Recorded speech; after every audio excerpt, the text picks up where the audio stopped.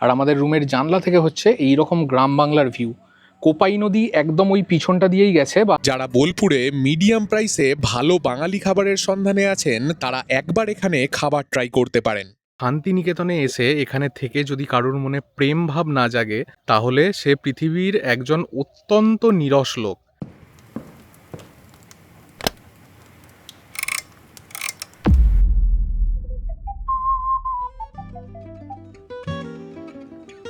শান্তিনিকেতন ভ্রমণে আমাদের এবারের থাকার ঠিকানা খোয়াই ভিলেজ রিসর্ট। কোপাই নদীর ভিউ পয়েন্ট থেকে পায়ে হেঁটে 2 মিনিট। ম্যাপ লোকেশন ডেসক্রিপশন বক্সে পেয়ে যাবেন। রিসর্টের বাইরের দিকটা এইরকম মাটির বাড়িরা দোলে তৈরি। এখন 1:30 বাজছে, আমরা খোয়াই ভিলেজ রিসর্টে এসে পৌঁছালাম। এখানে এই হচ্ছে আমাদের রুম, ডিলেক্স প্রিমিয়াম ক্যাটাগরির রুম। বেশ বড় স্পেসিয়াস রুম। এখানে একটা কিং সাইজ বেড দেওয়া আছে, 3 জন পর্যন্ত এখানে শুতে পারে। এখানে আয়না, ড্রেসিং টেবিল, আর এই জায়গায় হচ্ছে একটা ওয়ার্ডরোব, টিভি, আর নিচে এখানে দিয়েছে একটা মিনি ফ্রিজ। পুরো ঘরটা দেখুন এরকম সুন্দর সুন্দর ওয়াল পেন্টিং দিয়ে সাজানো। এই জায়গায় একটা সিটিং এরিয়া আছে, যারা বাইরে থেকে কাজ করেন এই জায়গায় বসে আরামসে আপনারা কাজ করতে পারেন। আর আমাদের রুমের জানলা থেকে হচ্ছে এই রকম গ্রাম বাংলার ভিউ। কোপাই নদী একদম ওই পিছনটা দিয়েই গেছে, বা আমরা আমাদের রিসর্ট থেকে একটু এগিয়ে গেলে দেখতে পাবো। কোপাই নদীতে যাব কিছুক্ষণ পর আমরা। রুমে এখানে আমাদের 2 কমপ্লিমেন্টারি জলের বোতল দেওয়া হয়েছে, আর তার সাথে এইদিকে আছে টি কফি কিট, আর এখানে একটা ইলেকট্রিক কেটেল দেওয়া আছে। এইদিকে হচ্ছে রুমের ওয়াশরুম। ওয়াশরুম একদম ঠিকঠাক, নিট অ্যান্ড ক্লিন। এখানে শ্যাম্পু দিয়েছে, গিজার আছে, আর এই দিকে হচ্ছে বেসিন এবং আয়না। এটাই হ্যান্ড ওয়াশও দেওয়া আছে। ওয়ার্ডরোব যথেষ্ট স্পেসিয়াস, আমরা আমাদের জিনিসপত্র রেখেছি এর মধ্যে। তো এখন প্রায় 1:30-1:45 বাজছে, আমরা একটু ফ্রেশ হয়ে নেবো, ফ্রেশ হয়ে যাব লাঞ্চে। রাম শ্যামের মতো এনাদের নিজেদেরই কিচেন আছে লাঞ্চ করার জন্য, ওখান থেকেই মেনু কার্ড দেখে কিছু জিনিস অর্ডার করে নেবো।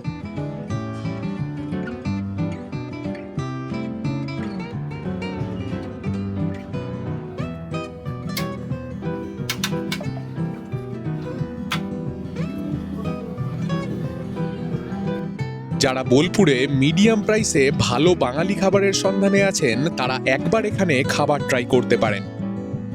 আমরা একটা করে ভেজ থালি নিয়েছি। থালিতে টোটাল 10টা আইটেম আছে। স্যালাড, বেগুনি, গাওয়া ঘি, ভাত, ঝুরি আলু ভাজা, সোনামুগের ডাল, আলু পোস্ত, মিক্স ভেজ, চাটনি, পাঁপড় আর নলেন গুড়ের পায়েস।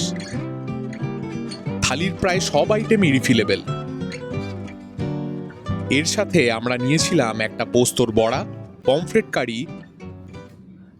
আর মাটন। পমফ্রেট বাদে বাকি সমস্ত খাবারের স্বাদ দুর্দান্ত। মাছটা ফ্রিজে অনেক দিনের রাখা বলে মনে হয়েছিল, আমার খুব একটা ভালো লাগেনি। খাওয়া দাওয়া সেরে নিয়ে বিকেলে আজ যাব কোপাই নদীর পাড়ে।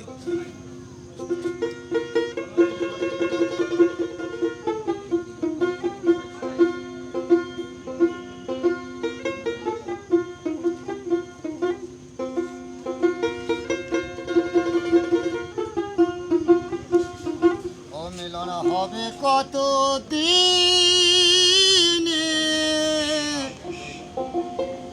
আমার মনের মানুষের এপারে বাউল গান, ওপারে মহাশ্মশান, আর তারই মাঝ দিয়ে বয়ে চলেছে কোপাই নদী। এই সেই নদী যা দেখে কবিগুরু লিখেছিলেন, আমাদের ছোট নদী চলে আঁকে বাঁকে। ও মিলন হবে কত দিনে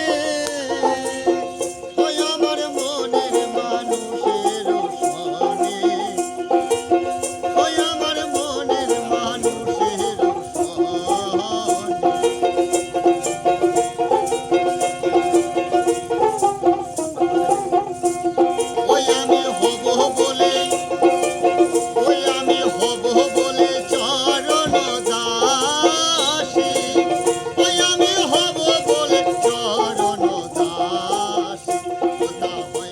এখানে বিকেল বেলায় অনেক অস্থায়ী দোকান বসে, সবই লোকাল জিনিসের। ওই আমার মনের মানুষের সনে।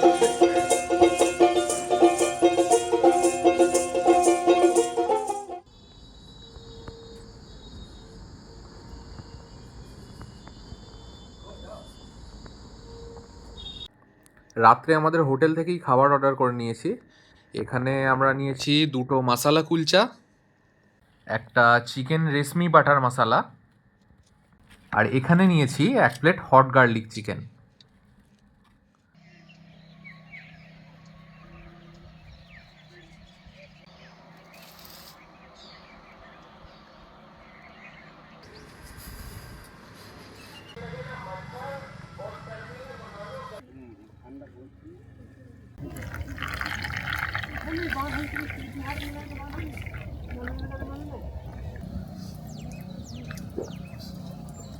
খোয়াই ভিলেজ রিসোর্টের পিছন দিক দিয়ে কোপাইয়ে যাওয়ার একটা রাস্তা আছে।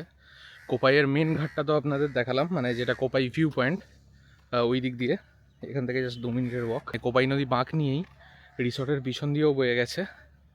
আমি ওই জায়গাটাতেও যাচ্ছি দেখার জন্য। এদিকে এরকম কাঁচা রাস্তা।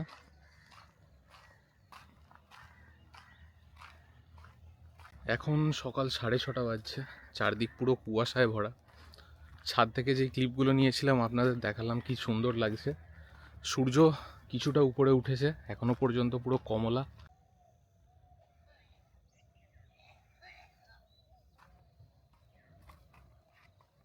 মিলন হবে কত দিনে, মিলন হবে কত দিনে, আমার মনের জানি না এই মজে যাওয়া ছোট নদীটার মধ্যে এমন কি আছে যে বারবার এটার দিকে ছুটে আসতে ইচ্ছে যায়। আমার এক বন্ধু আছে, সেই শান্তিনিকেতন থেকে পড়াশোনা করেছে। সে আমাকে একটা কথা বলেছিল, আমি সেটার সাথে 100% এগ্রি করি। সেটা হচ্ছে, শান্তিনিকেতনে এসে এখানে থেকে যদি কারোর মনে প্রেম ভাব না জাগে, তাহলে সে পৃথিবীর একজন অত্যন্ত নিরস লোক, আর কিছুই কিন্তু তার মনের মধ্যে রসের উদ্রেক করতে পারবে না। আমার মনের মানুষের শানে।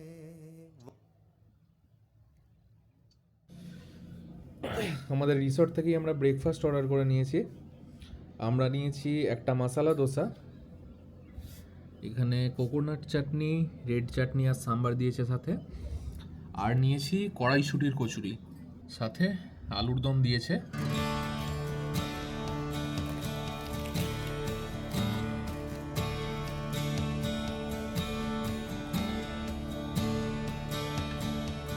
আজকের পর্ব কেমন লাগলো তা কমেন্টে জানাতে ভুলবেন না। যদি ভিডিও ভালো লেগে থাকে লাইক করুন, আপনার পরিচিতদের সাথে শেয়ার করুন। আর যদি আপনি এরকমই বেড়ানোর ভিডিও দেখতে ভালোবাসেন, তাহলে আমার চ্যানেল দ্য ফ্লপ এক্সপ্লোরারকে সাবস্ক্রাইব করুন। আমি দ্য ফ্লপ এক্সপ্লোরার আরও একটা নতুন ভ্রমণের গল্প নিয়ে ফিরে আসছি পরের পর্বে।